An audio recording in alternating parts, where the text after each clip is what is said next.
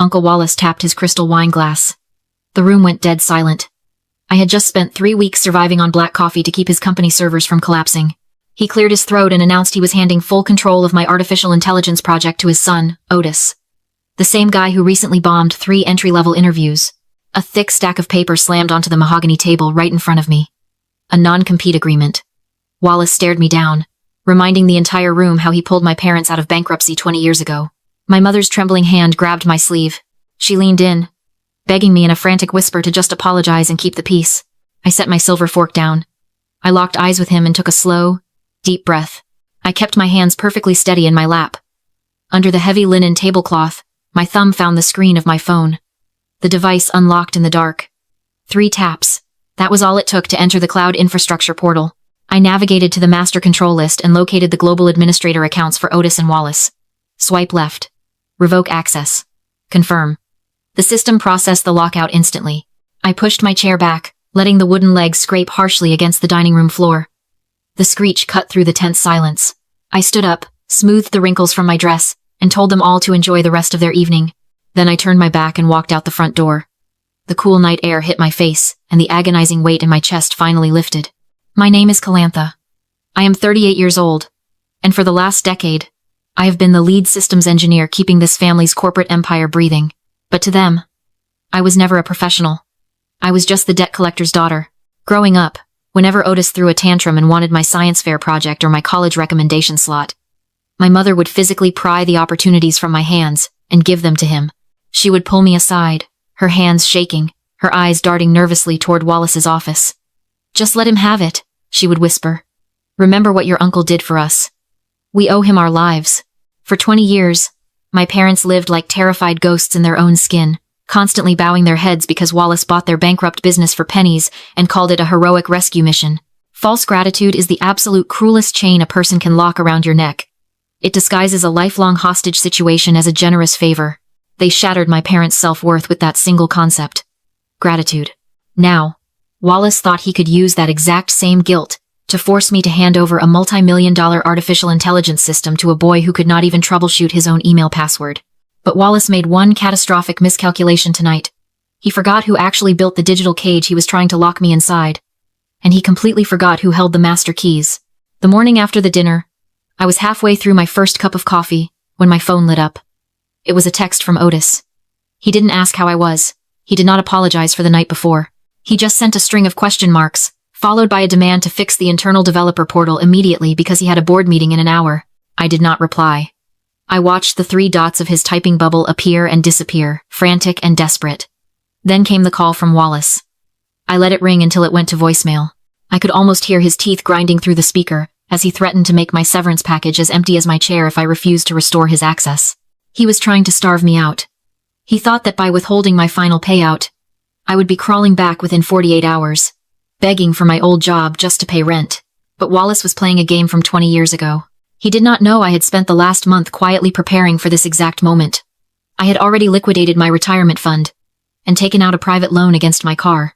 I had enough cash to last 6 months. And more importantly, I had enough to hand a $50,000 retainer to a lawyer who specialized in dismantling corporate narcissists. While Wallace was busy threatening my bank account, I was sitting in my home office, finishing a deep audit of the legacy servers he had forced me to migrate to the cloud last month. He wanted it done fast to save money, but in his rush, he forgot one thing. The old email archives from 2004 were still there, buried in a corrupted file I was not supposed to find. I clicked the file. It took 3 minutes to rebuild the index. When it opened, the air in my lungs turned to ice. It was not just a bankruptcy. There were dozens of emails between Wallace and a senior loan officer at the bank. Wallace had not saved my parents' company. He had actively sabotaged their credit line, whispering in the bank's ear that my father was a liability, ensuring the foreclosure happened. Then, he stepped in as the savior, buying the assets for 30 cents on the dollar. The hero who demanded 20 years of our lives as payment was actually the arsonist who had set the fire. The board of directors was forcing Wallace to retire because the company's growth had stalled. He was not just being malicious. He was desperate. He needed Otis to claim my artificial intelligence system so the board would see Otis as a visionary and vote him in as the next chief executive officer. It was a cold, calculated bloodline play, and I was holding the evidence that proved the entire foundation of his empire was built on a crime. By Tuesday, Wallace realized he was completely locked out of the cloud servers. He could not scream or bully his way past military-grade encryption. So, he got desperate and went physical. He grabbed my old company laptop from my abandoned desk, brought in a shady outside tech contractor, and forced his way past the local login screen. Sitting right there on the desktop was a glaringly unprotected folder. I had named it Fennel Artificial Intelligence Core Version 1. He took the bait instantly. Believing I was just a careless amateur, Wallace drafted an anonymous burner email. He attached the folder and sent it straight to the venture capital firm scheduled to fund my new independent startup with $2,500,000. The message was a direct threat claiming I stole proprietary source code and telling them to drop me or face a massive intellectual property lawsuit. My phone buzzed on the kitchen counter. A specialized security alert flashed across the screen. I picked up the device, read the notification, and let out a slow laugh. Wallace is a man who spent 2 decades believing everyone around him was inferior. He thrives on the delusion that he is the smartest person in any room. That kind of arrogance is a fatal flaw because it makes you blind. He genuinely thought a woman who built enterprise security architectures for a living would casually forget her life's work on an unsecured corporate hard drive. He never stopped to consider that the folder was a honeypot. It was a digital bear trap. The absolute second his hired tech clicked open that file, hidden watermarks and metadata trackers woke up. They silently beamed a full diagnostic report directly to my private server. I had his exact internet protocol address. I had the media access control address of the machine. I had the timestamp tying the breach directly to the master desktop in his corner office. He thought he was launching a stealth missile to ruin my reputation and bankrupt my future. Instead, he had just committed corporate espionage, and he had signed his own name on the confession. Wallace leaned back in his leather chair, steepling his fingers together like a king holding court. He wore a patronizing smirk, completely confident that his anonymous email had already destroyed my startup funding. He thought this deposition was just a formality, a victory lap. Otis sat next to him, casually scrolling on his phone, completely bored by the whole process. Across the table, my parents sat rigid. Their shoulders were hunched, making them look small and fragile. My mother kept wringing her hands, her eyes darting toward me, silently pleading with me to surrender. She still thought we were the villains. My attorney did not waste breath on pleasantries. He slid a single, crisp sheet of paper across the polished wood. He tapped his pen on the document and recited a specific state labor statute.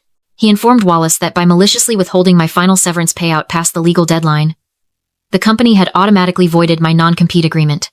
Wallace's smirk faltered. His jaw tightened. He opened his mouth to argue. He never got the chance. The heavy thud of a massive binder hitting the table made everyone jump. My lawyer flipped it open. He pushed a thick stack of printed emails from 2004 directly in front of Wallace, neatly fanning them out so the signatures were completely visible. He formally announced the immediate filing of a shareholder derivative suit for gross fiduciary breach, corporate sabotage, and fraud. The reaction was instantaneous. The color drained from Wallace's face so fast he looked physically ill. His eyes darted wildly across the printed pages, desperately searching for a loophole that did not exist. His breathing grew shallow and ragged. He reached out to grab one of the documents, but his fingers were trembling so violently he fumbled it. The untouchable patriarch was disintegrating right in front of me. The mask of the benevolent savior was ripped off, exposing a desperate, cornered thief. My father reached over. He pulled the documents away from Wallace's trembling hands. He lowered his reading glasses and stared at the pages. He read the words. Then he read them again. I watched 20 years of brainwashing shatter in real time. The decades of forced apologies. The holidays spent serving Wallace like royalty. The crushing weight of a fake debt that had dictated every single decision our family ever made. It all crystallized into pure, visceral rage. The veins in my father's neck bulged against his collar. His hands clamped into fists. My father stood up. His chair crashed backward onto the carpet. He grabbed the heavy glass water pitcher from the center of the table and hurled it violently past Wallace's head. The pitcher smashed into the wall, showering the entire room in water and shattered glass. Otis jumped out of his seat, screaming. Wallace shrank down into his leather chair, raising his arms to shield his face, completely terrified. My father grabbed my mother's hand. He looked at me, his eyes burning with a fierce, protective pride I had not seen since I was a little girl. Then, he looked down at Wallace, who was shivering under the broken glass. We are done. He spat the words out like poison. He turned his back on the man who had ruined his life, and the puppets finally cut their strings. The gavel came down with a heavy final thud. Wallace was officially indicted on 3 counts of federal wire fraud and 2 counts of corporate espionage. The federal judge sentenced him to 4 years in a federal correctional institution, accompanied by a mandatory restitution order of $2,500,000 to the corporate shareholders he had systematically defrauded. The social fallout was absolute. The prestigious country club revoked his membership within 48 hours. The board of directors scrubbed his name from the company history, and all those relatives who used to kiss his ring at Sunday dinners suddenly developed selective amnesia whenever his name came up. Otis, stripped of his unearned title and massive salary, found himself completely blacklisted from the tech industry. He currently struggles to pass the basic phone screening for entry-level help desk roles. 6 months after the trial, a thin white envelope arrived at my new office. The return address belonged to the federal prison. The handwriting was unmistakably Wallace's. He filled the first page with nostalgic memories of my childhood, leaning heavily on his failing health and preaching about how family must always forgive one another. He tried to pull the exact same strings of guilt he had used to control my parents for 2 decades. My pulse remained completely steady. I folded the letter in half, walked over to the paper shredder, and fed the pages into the humming machine. I tossed the empty envelope into the recycling bin and went back to my desk. The silence in my office was beautiful. Today, my life looks entirely different. My new startup operates out of a second-floor suite with massive glass windows letting the afternoon sunlight pour in. My parents visit me every Friday for lunch. My father brings fresh pastries, and my mother actually laughs now. A bright, genuine sound I had never heard during my entire childhood. I am surrounded by a brilliant, dedicated team of developers who respect my leadership because I earned it, not because of my last name. This is my chosen family. The constant, suffocating chaos of my past has been replaced by an unshakable, quiet peace. If you are watching this, and you recognize that heavy, sinking feeling in your chest when a certain relative calls your phone, you need to understand the psychology of a familial narcissist. They do not love you. They love the absolute power of watching you bow to them. There are 3 rules you must internalize to survive them. Rule number 1. Blood does not make you family. Loyalty does. Genetics are just a biological accident. Mutual respect is a mandatory requirement for a seat at your table. Rule number 2.